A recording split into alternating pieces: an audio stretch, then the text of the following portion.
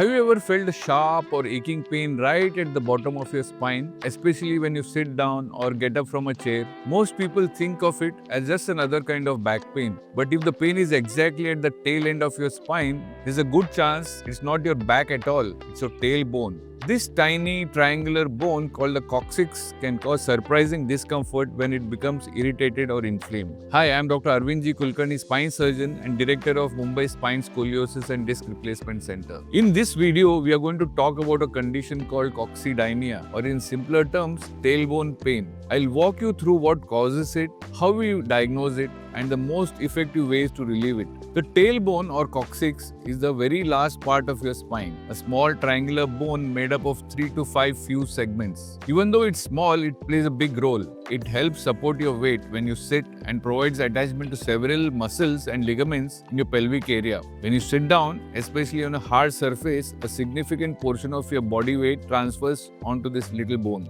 Over time or due to injury, that pressure can cause inflammation or even subtle dislocations leading to persistent pain. What causes tailbone pain? There are a few common reasons why tailbone pain develops. Sometimes it's due to a direct injury like a fall or an accident that jolts the lower spine. Other times it's caused by repetitive strain, for instance sitting for long hours on hard chairs, cycling or even certain gym activities. For women, childbirth can sometimes trigger tailbone pain because of the stretching and pressure that occur during delivery. In older patients, normal wear and tear or degeneration can also make the area painful. And though rare, infections or even tumors near the coccyx can occasionally be responsible. How do you recognize the symptoms? People with coccydynia or tailbone pain often describe the pain as a deep ache or sharp sting at the very base of the spine. It's usually worse when sitting or when moving from sitting to standing position. The area may feel tender to touch and sometimes the pain can extend slightly to the buttocks. Some people even notice discomfort while using the toilet or during certain movements like bending or leaning back. Interestingly, standing or leaning forward often provides good relief, a small clue that helps us differentiate tailbone pain from other spinal causes. Now the diagnosis. Diagnosis begins with a careful discussion about your symptoms and a detailed physical examination. A spine specialist will gently check for tenderness or abnormal mobility around the tailbone.